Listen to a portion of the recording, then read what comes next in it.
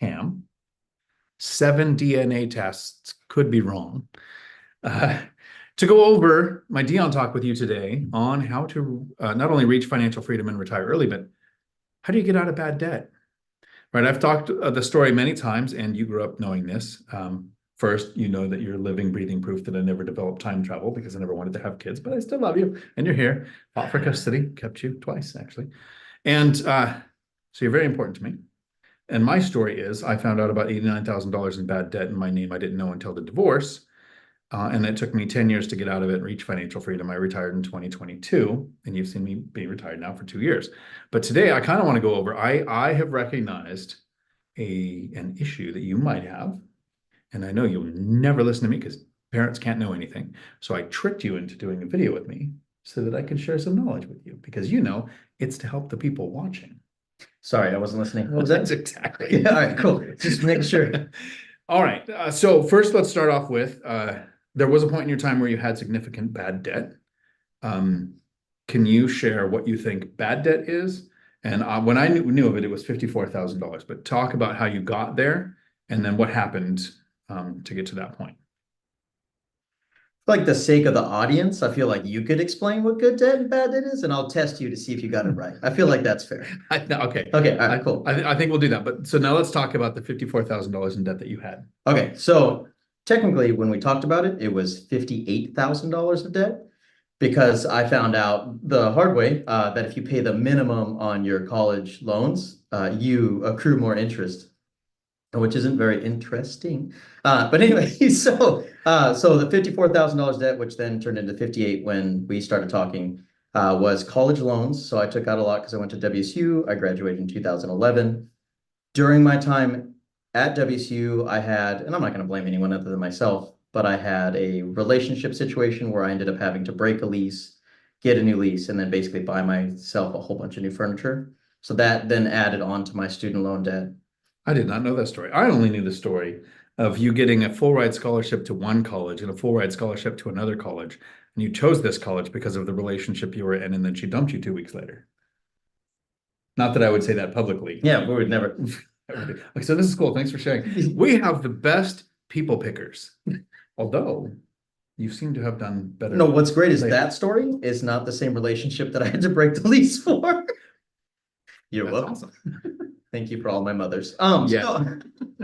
We call them stepmother du jour. Okay, but go ahead. After college, I was dumb and I bought a motorcycle, and then I wrecked said motorcycle. So there was like a couple thousand on that. And then I have the car you see now that I drive that I'm completely paid off, but I bought that. And then I also went to Japan and put it all on a credit card. Made a lot of poor financial decisions that is probably reason 372 you're disappointed in me. Well, it's on the list. It's on the We're list. not sure if it's that high. Okay. Josh points out, and I appreciate this, please hit the like button in support of all of the mustache happening here. Oh, thank you. Hey, look, we have the same hairline too. We do. Yes. Both of them are in a galaxy far, far away. Every time we make a dad joke, the gods punish us by moving our hairline back a little bit more. So, and Dave, be careful. Yeah. Okay, so $58,000. Yes. Because when I heard it was 54, we talked. Some of that was Parent Plus loan. Yeah, and you took that was amazing. That's okay. We'll separate that. But this is the debt that you had, and so since you're testing me, Cam, to make sure that I understand this. Bad debt is things like what you did with consumer debt, pay for a trip to go to Japan, buy a motorcycle, student loans, because ultimately, what income source paid off your student loans? It wasn't what the degree did. It was getting your CDL and getting a driving job that made money. And then another relationship choice that you made that actually helped out, but I'll let you cover that. So that's bad debt. You're buying things that cost you money. Good debt is when you buy something that makes you money. It makes you more money than it costs you. Okay. You actually had some things that I like to call worse debt. Sweet. Okay. Worse debt is when you have something that has an adjustable rate, like a credit card debt. You make a late payment, it goes to 29.99% interest. The Fed decides to raise rates, your interest rate can go up. Student loans, I think, if it relates to your income source, can be good debt. But if you go to college And let's say, just hypothetically, somebody were to take a business information systems technology degree, come to see their dad on the weekend, and their dad says, "Hey, can you make an Access database for me?" And the response is, "I don't know how."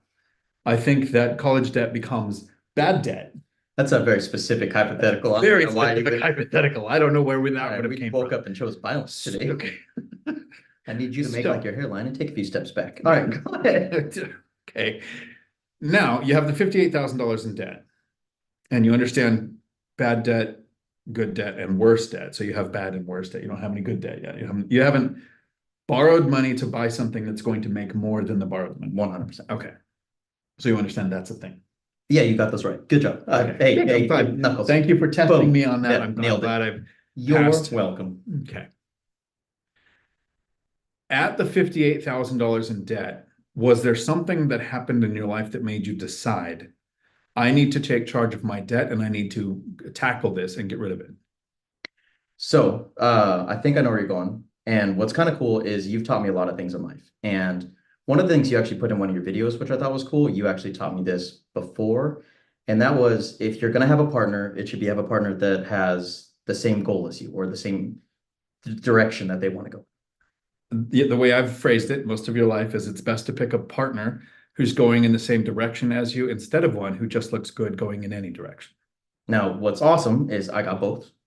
But thanks to you, I was able to become the person that my wife wanted to marry. And just so, oh, wife. Okay. So just so for clarification, it was a girl.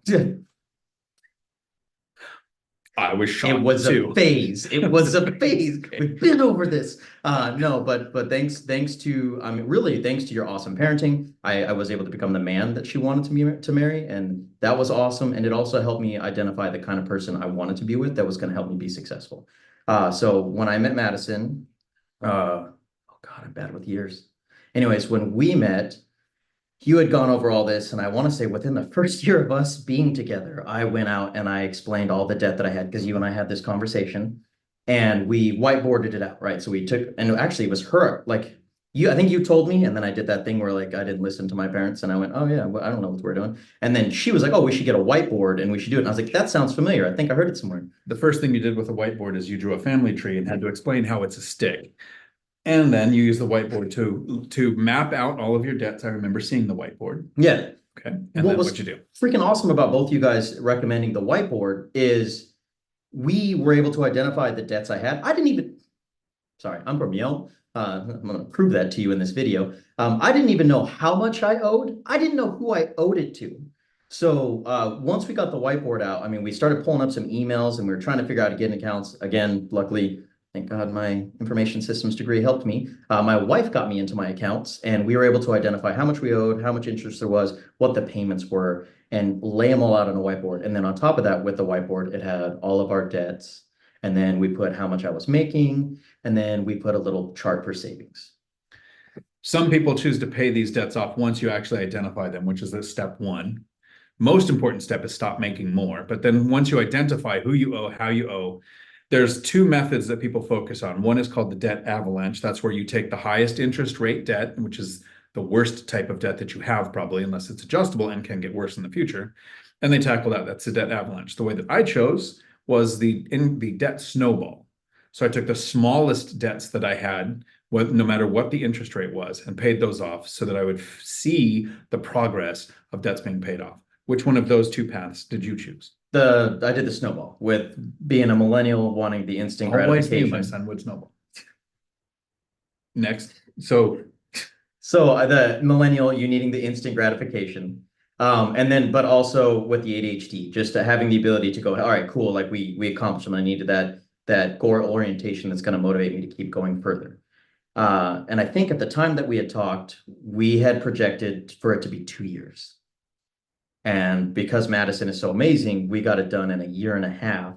And then so I think it was July 25th, 2020 was our debt-free day. So a year and a half to get out of $58,000 in debt. Yeah. To make the conscious decision to stop creating more bad debt. To Zoom does the thumbs up for you. Oh, that's cool. That are always watching. And you have a spouse who not only came into the relationship and understood that you have some bad debt. Was she 18? Okay. Because she didn't have her own bad debt. So she was just dealing with yours. Yeah, she was 19. Okay. Yeah, You could have yeah. just said, no, she wasn't Yeah. 19. That would have been an accurate answer. All right. So you found somebody who was 19 who understand finances well enough to get you out of some bad decisions that you had made. And it only took a year and a half. So that is awesome. Good job. Our people picking skills skip a generation.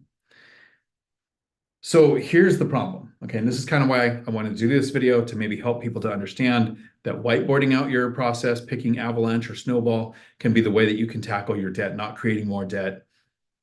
Understanding the difference between bad debt, good debt, and worse debt. This is all to help everybody. This is my parenting trick to get you here to actually have this conversation with you. You were able to get to zero. You tackled the debt, $58,000, down to zero, because it was a target. Yeah. It was a visible number on a whiteboard. Can I add to that? Go ahead. What's even cooler is it was a target, but we also saved 22,000, so that way we could have our honeymoon.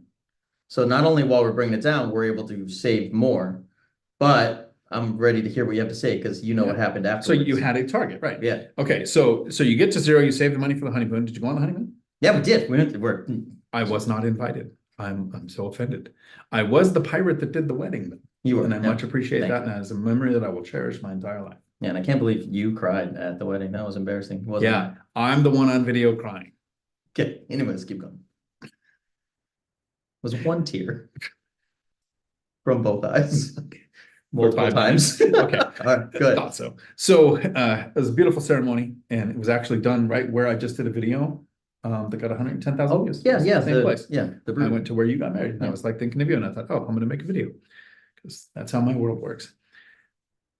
You could see zero, so you could target your debt. You could tackle those little things down, and you had that goal of money for the honeymoon. What's happened since then? But don't talk about the last 2 months. Yeah. Up until the last 2 months, what happened with your finances? So, and remember, every mistake that we make helps somebody possibly not make that mistake. That's why you made me. That makes sense. Like, you made a mistake, so no one else had to. You're welcome. You guys learned from that. Accident. It's not a mistake. Against my will. Go ahead. All right. So, well, I think a few things. I'm sure. I mean, I don't want to. One of my favorite channels I like to watch, in addition to yours. You watch my shorts. Yeah. I know you don't have the attention span for the longer ones. But like Caleb Hammer talks about, like, not making excuses, so I don't want to be like, well, the economy and things got worse. I think lifestyle, inflation and life creep happened. Like, so we started to, like, we had money, so we just started spending it. And then one of the things we were just talking about on our walk today is we were talking about how with credit cards, the transactions stay pending. And so when you pull up your bank account, I would look and I'm like, oh, I have this much credit. I can spend it because I'm going to pay it off. I have this much in my checking. I don't know. I'll just pay it off. Because once we got our debt down, we just made sure we paid everything off at the end of the month. But those pending transactions got to us. So I kept spending based on transactions that didn't exist yet. And then I went back into debt. I think when we talked, was it $5,000 on me and then one on the other card? Yeah, it was between 5,000 and 7,000. Yeah. So we went back into debt. Okay. And then, so after we talked and we kind of had our own private Dion Talk where we didn't make a video because I wanted it to just be about solving your problem. I don't remember you were beating me so hard. I don't remember that much. What am I supposed to say?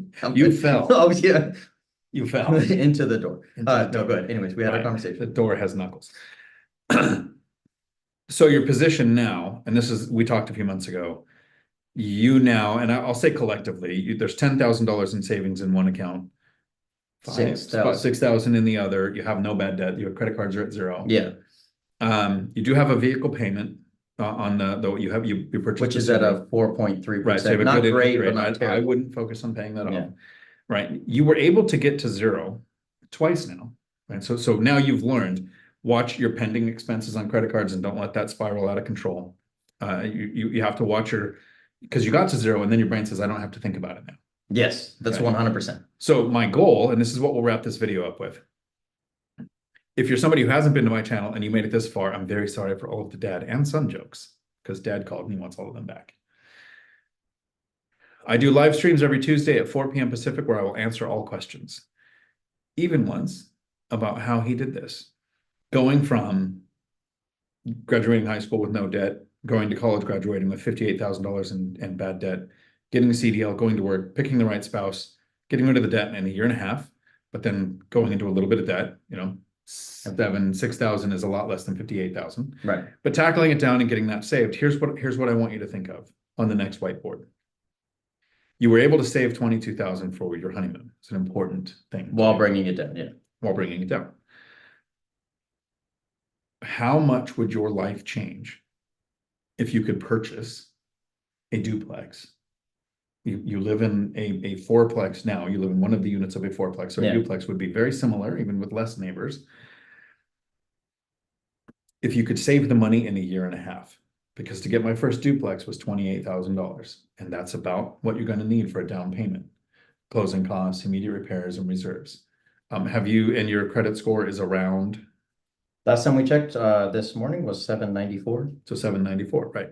So you've worked on your credit score. What we need to do now is whiteboard how much can you save every month, in addition to you're saving for a Japan trip, you're saving for things that you want. I totally get that. It's okay to live your life. Yeah. But if you have a target goal of acquiring a duplex, now your wife is willing to live in a fourplex, she'd probably be willing to live in a fourplex. It's not forever, it's for now, for like a year. Your rent, your payment, say being around $2,000 a month, living in a duplex, maybe it's $800 to $1,000 while you live there. Then when you move out, you rent out both sides, and that becomes debt that makes money. If you can whiteboard something like that, and I don't care if it's real estate, you can buy stocks, you can dollar cost average and buy crypto, find some asset class that excites you, but you have to live somewhere. So I would do at least one thing like that. And now a lot of people think I can't buy a house because it's $400,000 for a duplex in some of the areas that we look, right? That's a lot of money. But they have 5% down loan products to buy a duplex. What's 5% of 400,000? Sorry, I was distracted. Graduate. I was looking at the comments and then listening. 5% of 400,000. It's a number. It's a number. So $20,000 down. Got it. Okay. Then you need some closing costs, immediate repairs. So it's going to be a little more than 22, but both you and your wife make more money now. Okay. Than you did when you were tackling. And it was easier to save. Yeah. Okay. So we're talking within 2 years, you can do something that can massively change your future going forward. Just one change like that is the catalyst to getting me on the path to being able to retire at 52 instead of like your grandpa who worked until 75 and died on the job site. I don't want that for you. Now, bad debt would make sure that's going to happen, but getting some investing going to where you're putting your money to work so you don't have to gives you that freedom to do some of the things like you're doing rock climbing right now. Wouldn't it be great right now to go to Kentucky and try some new rock climbing inside some places you've never heard of before? But you can't because you have a job. How old are you? 35. 35. I can do that number. I got it. All right. I should know this. Nailed it. You might be able to rock climb at 45, but do you think you'll be able to at 65? Nah, I see how you walk. I'm not going to be able to make it. Nope, exactly. But it was having kids that wipes you out. I still haven't lost the baby. So can I add, and I know I don't want to make the video too long. You probably said this to you and you're probably saying it this way, but I just had like my brain went, oh my God, this is amazing. So the whiteboard, when we did the whiteboard the first time, and I don't think we've gone to zero twice because technically the first time we did have no car payments. So I would say we got to zero, but with the car payment, I'm not. So now you're back to no debt other than the car payment. Yeah. So I'm not going to say zero because I don't want to give myself credit for that. But what helped it, and this is so cool, I'm glad we had this talk. The whiteboard, we put our expenses, how much we made, and then we put buckets for savings. The problem is after we got everything down, we still had buckets for savings, but we didn't, it was weird. Like we had automatic, we did what you said. We did automatic transfers, like on the 1st and the 5th and the 20th. So like when my checks came in, it would just come in a couple days after. Did all that, but for some reason the savings wasn't getting bigger. What if I took how much I owe? So like not how much I owe, how much I would need. So you said like 20, let's say 20 to 20. We'll say 30,000. 30,000. We'll just round it off, 30,000. So if I put it as a bill of 30,000, a negative, instead of saying I need to save this much, I say, no, this is like I had a student loan and it said I owe, 27,000. Okay. Instead, I'll put first, down payment, and then I'll put negative 30,000, and then I'll put a number that I'm going to pay each month for that. Yeah. That would be, because my brain needs to bring it to a target, and the negative going away is what my brain's used to seeing, as opposed to just making the positive bigger. That's a great way to look at it. And the last thing I'm going to wrap up this video with is something that's actually going to break your brain. but I want you to understand that. And I want everybody to watch this, understand this concept. We're on the cusp right now of you thinking, okay, duplex is possible. It could take you probably 2 years to save 30,000. Okay, you'll probably do it in less, right? The last time we said 2 years, you did it in less. Yeah. So we'll say 2 years, you'll have $30,000. Here's the difference. You had $58,000 worth of debt. You paid it off down to zero. Now you don't have the debt. If you save the $30,000 and you take the $20,000 and you put it as a down payment on a duplex, it's still yours. It's still there. It's just in the duplex instead of the bank. You move the money, you don't spend the money. This is why I want you to buy assets. We're so used to, you buy a car, you make the payments, and in 10 years, the car's worth $500. You wasted every penny on the vehicle. You take a trip, yes, you have some memories, but the money's gone. You have a credit card to buy the clothes that you only wear for a few years. It's gone. You buy an asset like this duplex that we're in. Did you ever think your dad would be in a position to pay $400,000 for a house and then put $60,000 in? You've made it this far in life. Like, I'm all proud. of the money that I have spent. Thank you. I've never heard that before. I'm kidding. He's told his mom that many times. Go ahead. All of the money that I put into this place is yours when I die. As long as you don't spend a penny on your mom, that's in the will. Yeah, right? that's yes. All right. So because it's still here, I didn't spend the money on this house. I moved it from the bank where it could be gone if the bank failed into this property where I have insurance, where we now have a tenant paying. That's why I want you to start thinking of assets. But I love the idea of create a bill. This is how much I need to save. And that's the starting point. So I hope everybody enjoyed this. Thank you for taking the time to meet my son, Cam. The looks and the ability to pick a good partner have skipped a generation. There we go.